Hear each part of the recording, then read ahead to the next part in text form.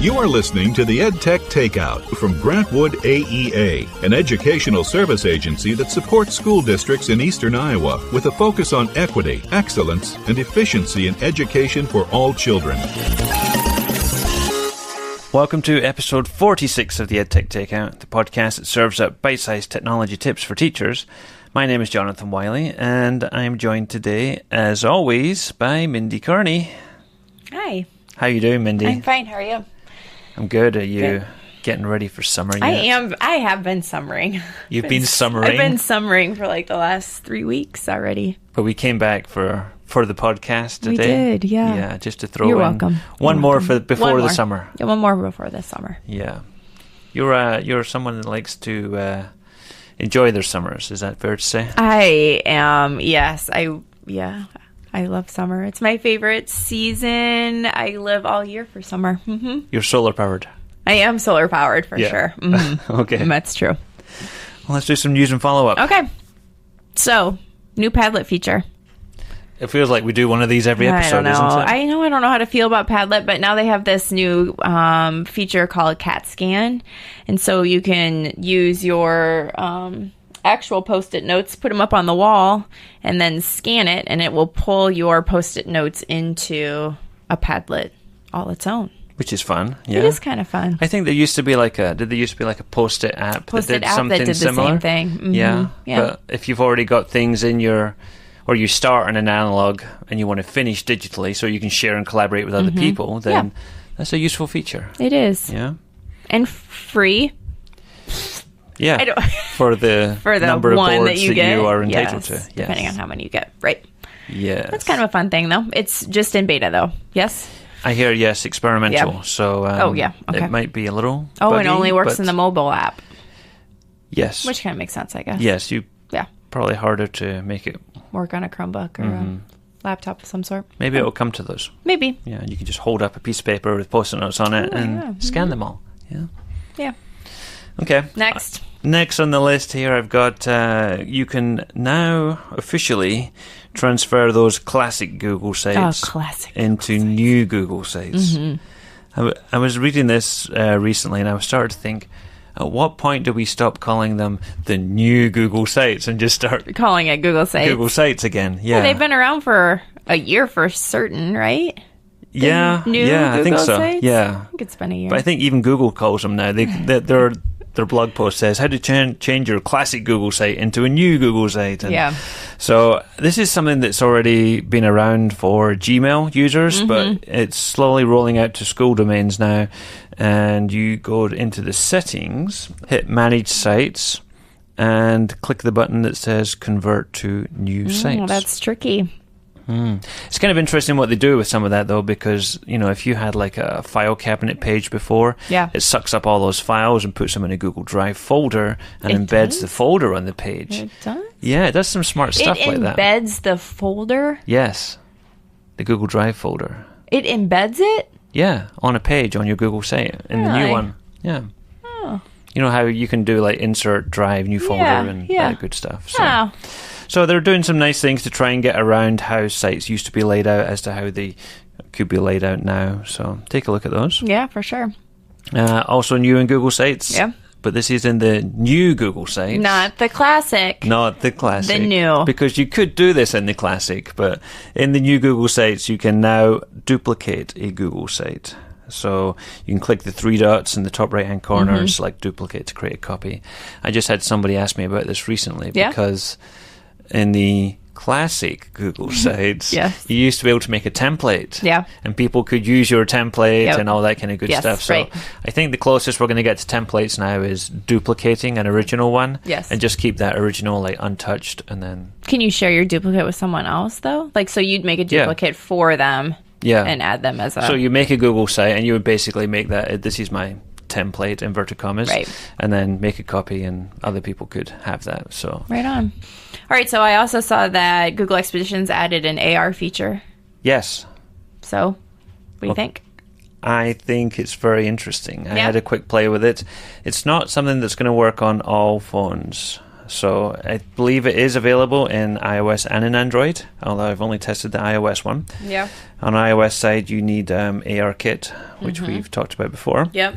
And the way it works is they've got these, they're not so much tours as such anymore, but they're virtual objects that you can place on a table or some kind of flat surface. And so I had a cannon from a Spanish galleon from the Spanish Armada and had that on my kitchen floor when I was testing this out, and you can literally walk all around it, zoom in, or just go really close to the object and far back from the object, and it is kind of surreal to think, that's not actually there on my kitchen floor. So how's the quality of it? Quality's good. I mean, definitely the ones that they've started with so far. The other one I saw, they've got one on bees and beehives and bee anatomy and all this kind of stuff. So I think that could be really interesting for science. And this is all just built into the Expeditions app. Right. They have a tag on there for AR. So if you just search for AR, you'll find a whole bunch of things that are tagged with AR. Okay. So some of the devices that people have for their Expeditions kit will be able to use these. Others may not be able to take advantage of these yet, but it's definitely some of those newer frameworks that you need in there. But I'm pretty excited about it. We're going to have to talk about it in our Google Expeditions class. I was just going to say, so if you're interested in that, we are hosting a Google Expeditions class. I'm going to stab at the date and say it's August 10th.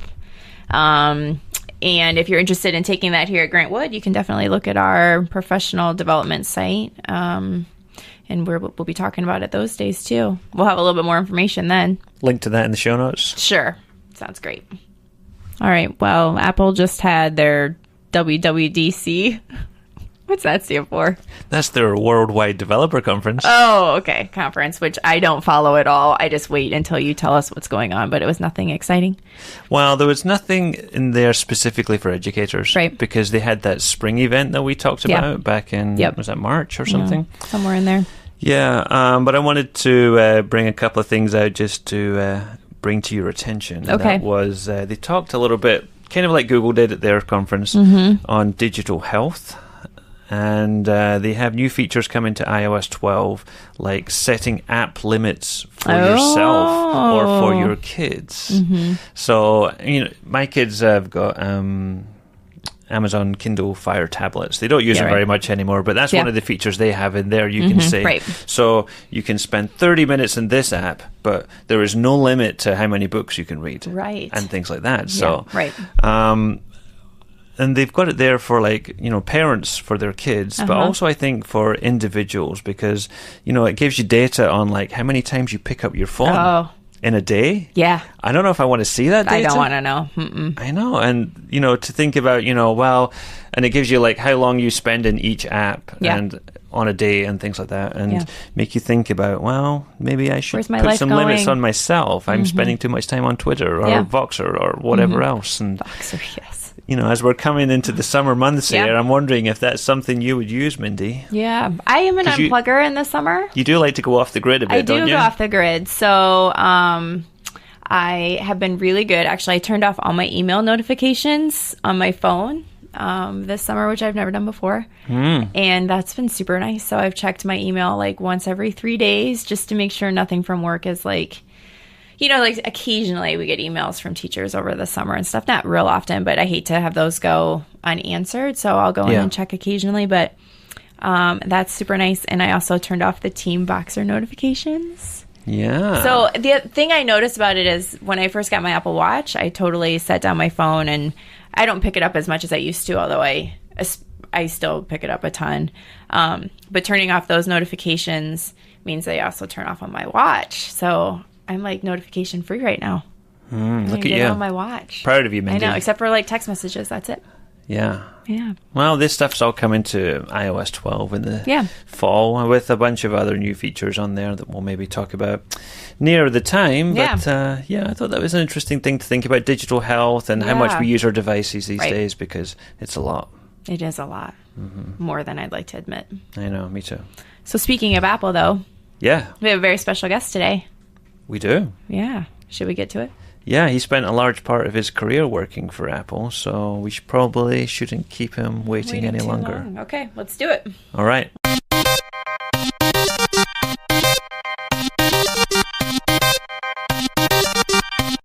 All right, up for our main course today, we have John Couch, Apple's first vice president of education. He was recruited by Steve Jobs in 1978 and was Apple's 54th employee. John has always been a proponent of personalized learning and is the co-author of Rewiring Education, How Technology Can Unlock Every Student's Potential. So welcome, John. We're so happy to have you here. It's my pleasure. So, John, you were the 54th employee at Apple. Can you tell us how that came to be and what kind of led you down the road to Apple's vice president of education? Sure. Actually, my boss at Hewlett-Packard, which was my first job out of UC Berkeley as a computer science major, joined Apple as VP of engineering and recognized that Apple was going to need some software experience and set up a luncheon meeting between Steve and I, and we hit it off pretty well. Steve shared with me his vision for Apple Computer, the why, and that centered around an article that he had read in Scientific America where they had measured the efficiency of motion for man and animal and found that man was a disappointing in their performance, but someone had the foresight to rerun the test, this time with man riding a bicycle, which amplified their physical ability. So Steve saw technology as a mental bicycle, as an amplifier for our intellect, not to take us where we've already been, but to allow us to explore, to create, to innovate. And, I identified with that, being one of the first 50 computer scientists in the United States and working on computers that cost $250,000. Looking at Steve's $2,500 computer, I could see the future. How have you seen Apple's commitment to education evolve over those years? Because you start to talk about those $250,000 computers we had, and now we're in the state where, classrooms have like dozens of these. So, yeah, how's that evolved in your mind and the things that you've seen? Well, I think it initially started with Steve's vision. Steve saw education as an opportunity. I think he was quoted once and said, if I could put one computer in a school and one student would find that computer, it would change their life. Mm-hmm. So Steve had a real commitment to education, particularly K through 12. I actually retired in '84 and spent the next 10 years rebuilding a school in North County, San Diego. And that's really how I came back to Apple, because when Steve came back, he invited me back as to fix education in his mind. So I came back in 2002, and so up until May 8th, the last 16 years, my responsibility has been to build the education business, which we grew to almost $10 billion. You used a phrase there which reminds me of something that we hear sometimes when we talk about using technology in schools, and that is the idea that when we add technology to a classroom, that it's going to fix something to do with our education, to fix something that wasn't there before. So it's going to fix our test scores or student engagement or behavior and all that kind of thing. And I think you talk about this in your book, Rewiring Education, that technology is just one piece of that puzzle.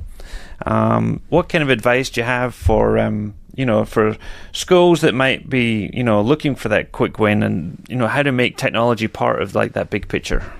Well, first and foremost, there's a symbiotic relationship between technology, content, and pedagogy.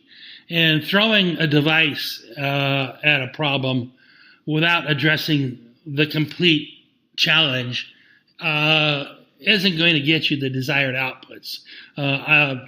Dr. Putendara, who's worked with the Maine Learning Initiative since 2002, has created a model called SAMR model that said technology can be used as a substitution. In other words, you're going to do the same thing you've always done and nothing more, or it can be an augmentation, modification, or finally redefinition. Very few schools have used technology to redefine the classroom, right? Majority of technology is simply being used as a substitution. And in that case, you're not going to get different outcomes. If you go from accessing content in a textbook to simply accessing content on the internet, yes, the content on the internet may be real time, but that's augmentation at the best. And so, unfortunately, we have not changed the pedagogy in schools. We have not trained the teachers to be familiar with the technology and the oncoming technologies, and therefore, the majority of schools are simply, the pedagogy hasn't changed. It's still based on memorization. Now, at Apple, we created a pedagogy called challenge-based learning, which assumed that every student would have access to technology. And the framework became, one, the classroom needs to be relevant. It needs to mean something to the student, right? Not just memorize the Gettysburg Address. Right. Two, the classroom needs to be creative. That is, today's students need to be the creators of content, not just the consumers of content. The classroom or the project needs to be collaborative. Vygotsky's work says we learn from each other, the zone of proximal development. When I went to school, collaboration was called cheating because every project I ever had was a single person project. And finally, it needs to be challenging. The kids are capable of much, much more than we give them credit for. So the book really was the purpose of the book was to start a conversation that how do we change the pedagogy, which was defined by an essay in 1912, funded by Rockefeller, to produce factory workers, to where we are today, to a much more relevant, challenging, creative, collaborative classroom. So what's your magic wand? How do we fix those things? I think it's a number of things. First and foremost, we need to stop. We need to realize that it's not about the box, that it's about the ecosystem that the box works in. So if you think of the iPod, what made the iPod successful? Right? It was the music store. A different way to collect, buy, listen to music. What made the phone successful? It was the app store, the ecosystem that device operated in. So that's going to hold true as well for the iPad. What's the ecosystem that's going to recognize where a student's gaps are or where a student's strengths are and deliver to that student the appropriate learning activities so that they can reach their potential? Secondly, I think we need to stop treating teachers as union workers and start to treat them as professionals that they are with ongoing professional development, just like an accountant or financial individual gets. They need to be exposed to the new technologies that are forthcoming in terms of augmented reality, Internet 2.0, even block vision. If Internet 1.0 connected people, Internet 2.0 connects things, but blockchain connects transactions. And so, the teachers need to be exposed to these technologies because I guarantee you the students are. Absolutely, yeah. You talked about creativity there as well, and I think you have this great quote from Steve Jobs where he says, creativity is just connecting things. And I hadn't thought of it that way before, but the more I did think about that, that really resonated with me. And you talked about that in relation to like the maker culture and maker spaces. Yes. But I think, it replies kind of universally. And so I was wondering if you had any tips or ideas on how we can help teachers become more creative with some of the things they're doing in the classroom, or even to school administrators and how they can help teachers find time to be more creative. Yeah, I think that, time is an issue, and we'll probably talk a little bit more about that in terms of a fundamental flaw I believe it's in our education system. But It's interesting, when I retired from Apple in '84 and spent the next 10 years in a K through 12 school, I saw a ton of creativity in the lower grades. I mean, in the first grade, they had a supermarket in the back of the room. The kids learned, their math by doing relevant things. By the time it got to about sixth grade, there was no longer any creativity in the classroom. I think we have it backwards. I think the creativity needs to come from the students. So instead of having one person create something and then tell 30 students to duplicate it, I'd rather see 30 students, or maybe 6 groups of 5 students, or, being the creative persons and the teacher guiding that creativity. And think about the technology today. They have a studio.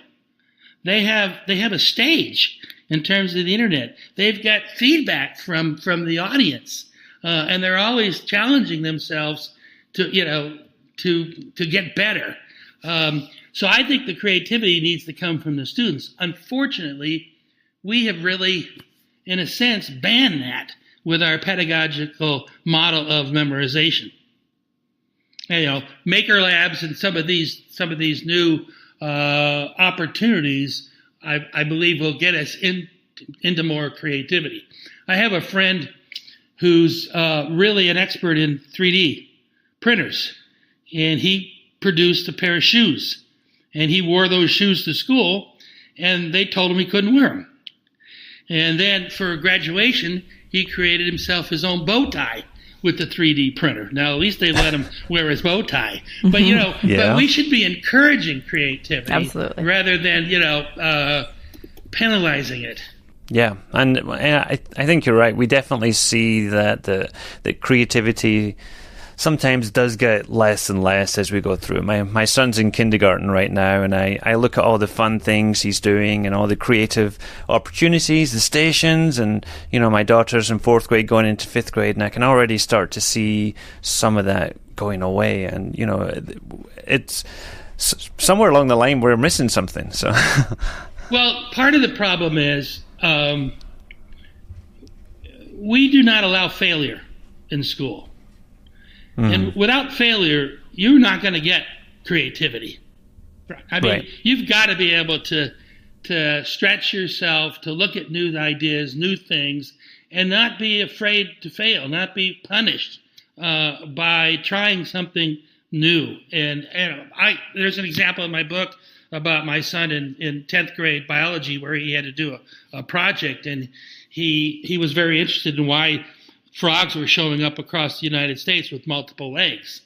Well, when I told him there wasn't going to be any book in the library and the teacher didn't know the answer to that, and the fact that there may be a failure in taking that on as his project, he was willing to do that.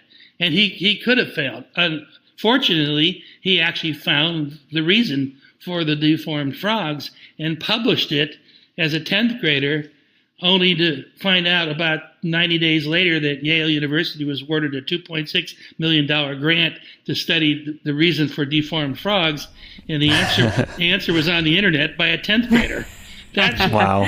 That's awesome. I think that's a perfect example of what we mean by challenge-based learning. It was relevant to him. He had to create. He had to travel. He had to work collaboratively with some outside professors that could guide him to where he could find this information, and it was a challenge. Yeah. And that was, to me, was a true learning experience, and I give that teacher credit for allowing him the student to do something that the teacher didn't know the answer to. Yeah, exactly. There's a principal out in Philadelphia. I think his name's Chris Lehman, and one of the things he said that always resonated with me was that when you're doing these PBL or CBL things, that if you as a teacher assign that to students and you get back 30 of the same thing, then that's not a project. That's like a recipe you gave the kids, and exactly. You should be encouraging them to be more creative and go out there and explore things that really they have a passion for finding the answers to. But that's sort of what I saw in the lower schools. The teacher was creative, but she was asking the 30 kids to do the same thing, rather than flipping that, right? In the book I use an example. A lot of people get confused with project-based learning and challenge-based learning, and how does it integrate into the standards? And so I use an example in the book. 4th grade, California history is taught in 4th grade. And typically what the teachers do is they teach about missions, nothing about presidios, missions, and the project is the kids are to build a mission out of sugar cubes. And, I say if the mission comes in and anything other than sugar cubes, the parents build it, unless it was in Minecraft. Then you know the students built it, right? Right. So instead of that project, which takes no technology whatsoever, the challenge is you're William Randolph Hearst. Kids are grouped in groups, and they go, well, who's William Randolph Hearst? Well, you need to discover that. I'm not delivering that to you. So they go and do their research, and they find that William Randolph Hearst was the owner of the San Francisco Examiner, and that he built Hearst Castle. And in doing so, he brought, materials and animals from all over the world. So all of a sudden, you've gone outside of California, and you've gone all over the world in understanding William Randolph Hearst. And that William Randolph Hearst, every weekend, entertained the Hollywood elite. And he had a long table, with ketchup bottles in the middle of the table. Your challenge is you're going to throw a dinner party for those individuals in California who had the greatest impact on history. Who would you invite, and what would the seating chart be like? So that's an example of a CBL project versus go build a mission out of sugar cubes. Because then you're going to have to decide, do you put, Father Sierra next to a Presidio military person? It's just an incredible different learning environment. And I guarantee you the students will learn much more about California history than they will in the little amount that the publisher will put in the textbook to get approved by the state. I mean, the things that you're kind of describing and the creating and the, making different things also brings us kind of back to our makerspace a little bit and talking about some of the things we might find in the makerspace. And we've had quite a few discussions on this podcast about coding, which I'm sure you're probably very passionate about. We're just kind of wondering, what your views are with coding for students and challenging students in that way. And other places around the world, coding has definitely, I would say, received more attention than maybe here in the United States. Where do you stand on this debate? Should students just all have experience with code? Should they be really diving into code? Where do you see this going? Yeah, look, it's it doesn't really matter what coding, what language you use. The value of coding is actually the process, because there's no right or wrong answers. In fact, there's multiple ways to get to an answer. So if you think about challenge-based learning, the process of coding, the process of challenge-based learning, and the process of entrepreneurship, starting your own company, it's the same process. So I believe kids need to be introduced to coding, not for coding's sake, but to understand the process, the learning process, the challenge that coding provides. We ran a project in Brazil in 10 universities, 100 students each volunteered, and they turned out, the original goal was an application development environment. So the kids had to create apps, get them in the app store. What it turned out to be was an entrepreneurial class, because it turned out that the process to write an app and put it in the store was the same process if you were starting a company and solving a problem. So I'm in favor of coding, not that we have to, everybody is going to be a coder in the long run, although if you think about Internet 2.0 and the connecting of things, somebody's going to have to write some code, but more people are going to have to understand to be able to communicate to those people who are writing the code. My oldest son, who you read about in the book, who was 4 when Steve gave him his first computer, went on to the University of Pennsylvania as an engineering major, minor in design, and he had his own column in a Daily Pen. So he could code, he could design, and he could write. When I went to school, they said, you're either left brain or right brain. You need to make a choice. You're either analytical or creative. That's not the case today. And so when he got his first job over at, he got the job as a designer. And so he designed a web page. In fact, his first job was to design eBay's web pages. But so he designed a page, and the engineer said, well, we can't implement this. And Chris said, well, look, come back after lunch, and I'll give you the code. So, he could stand up for his designs because he knew he could code it. So we're going to have to communicate with people who code. But the most important thing I think about coding is actually the learning process. You're given a set of inputs. You got to visualize your structures and the relationships between those structures, and you got to produce something at the end. That's where the real value is over simply being given something to memorize. I hear you're also a very big advocate for personalized learning, and that's something that we're exploring here at the agency in terms of the work we're doing with blended learning and personalized learning. Can you talk to us more about how you think technology can help us personalize education for students? Yeah, I think the real challenge there, and I point this out in the book, and unfortunately I couldn't put all my graphs and keynote slides into the book. But I do have a rewiringeducation.com website where a lot of this material is. But the example that I use is the 5th grade class in Chicago, Illinois, where one student is reading at the 8th grade level, one student reading at the 1st grade level, and there's actually 6 different reading levels in the classroom. The time that it would take the teacher to find the appropriate learning activity for those 6 levels is more than 40 hours a week. So what we do is we teach to the average. And, Dr. Rose has an outstanding book called The End of Average, where he theoretically and scientifically proves there is no such thing as average. So I see technology not as a roadblock to the teachers, which I think in many cases it has been, but as a pedagogical infrastructure that would tell the teacher what each individual student needs based on the result of, say, the Northwest Educational Assessment Test, and then to deliver to that student the appropriate learning activity.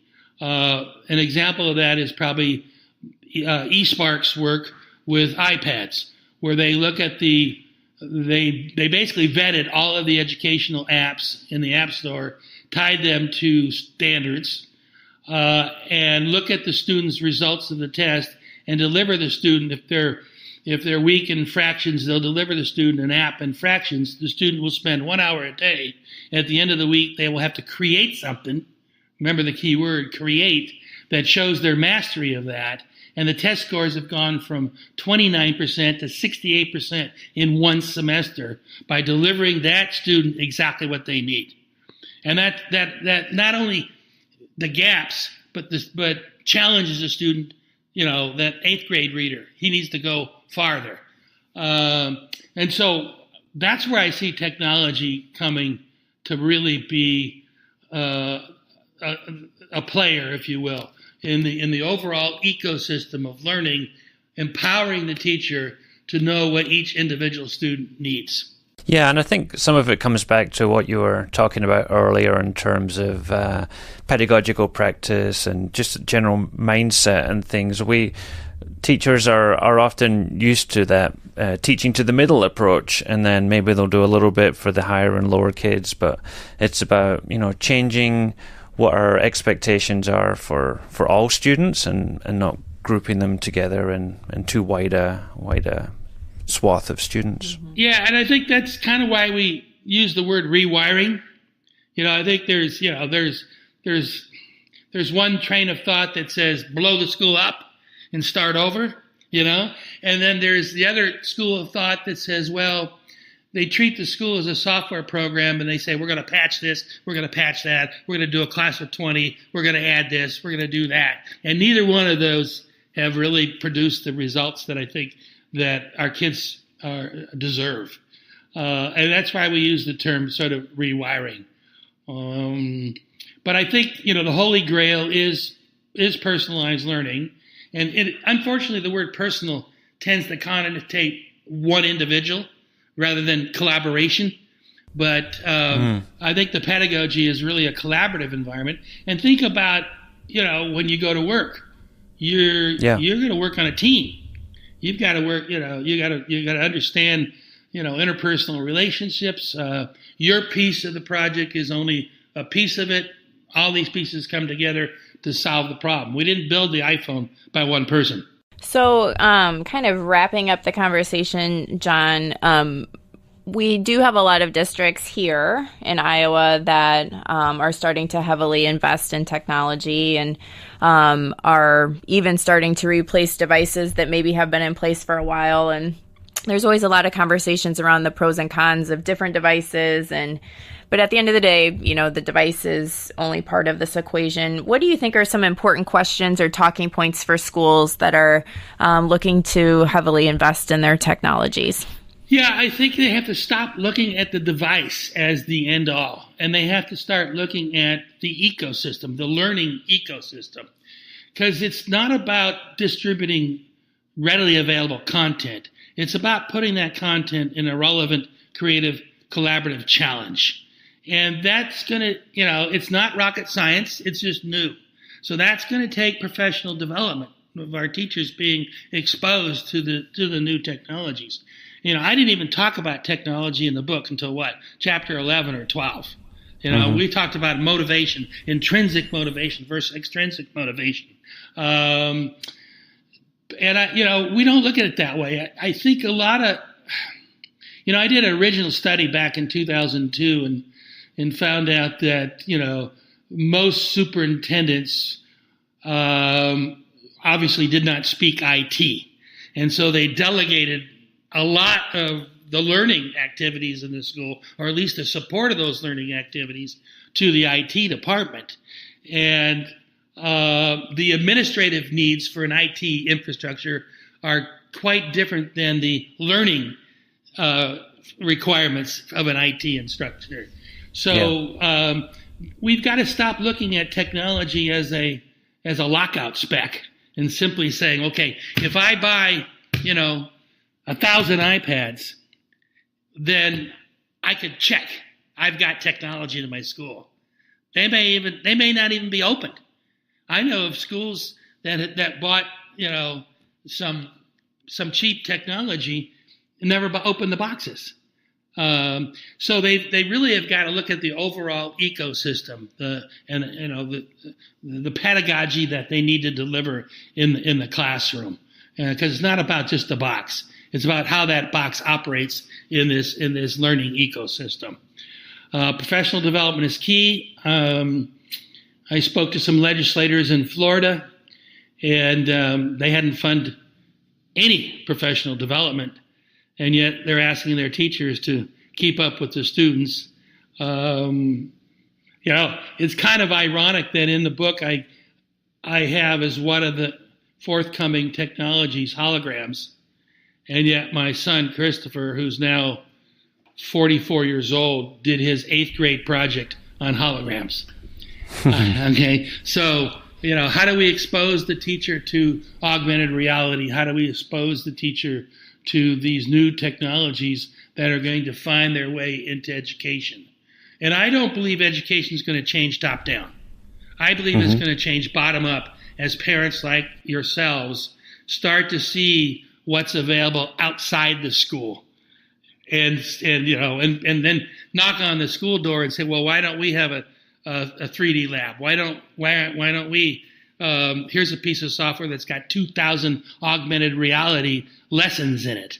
How come our kids aren't being exposed to this? My goal and prayer really is I've formed a nonprofit organization called BeyondSchool.com, and my dream is to provide a challenge-based learning curriculum free to those students that are in Haiti, that are in India, that are in Africa, that are in rural parts of our state, as a way of simply exposing what can be done with technology and a new pedagogy. I think that's a great answer, John. I mean, I'm going to say it's also refreshing to say that, it's not just about the device. We have to go beyond the device, like you said, and look at those other things. So thanks for sharing that. Not a problem. In fact, I've probably started most of my presentations with the fact that, hey, I'm going to be 71 years old.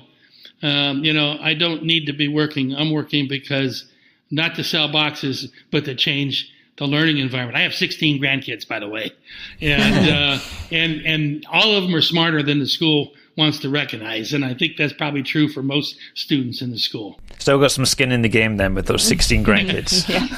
Very definitely. So, John, can you tell us where can people go to learn more about the book and the work that you're doing? You mentioned some of your websites, but do you want to tell us a little bit more in detail about where they can follow your work? Well, the book is available on Amazon. Mm-hmm. I'm also still speaking. I'm no longer an employee of Apple, but I do have 5 or 6 state talks, Oklahoma, Montana, Florida, South Carolina, still that I've committed to. But we've also created a website called rewiringeducation.com, where we've tried to collect, Steve Jobs's, what does he think about education? What does Woz think about education? What do other people in the world think about education? And collect those, a set of resources, some of the slides that are in my, verbal presentations that I wasn't allowed to put in the book. So I think between the book and rewiringeducation.com and all the references that we reference on that website should help people. And remember, the last chapter is a call to action, right? It's Gandhi's quote, "Be the change." So let's start a conversation on how do we improve, how do we provide an environment where our students will, in fact, reach their potential and will, in fact, be the ones that create new industries, new opportunities for our society. Well, thank you so much, John, for coming on the show. We really appreciate having you here and listening to your thoughts, and we couldn't agree with you more. Well, I appreciate the opportunity, and like I said, let's be the change. Thanks, John. You bet.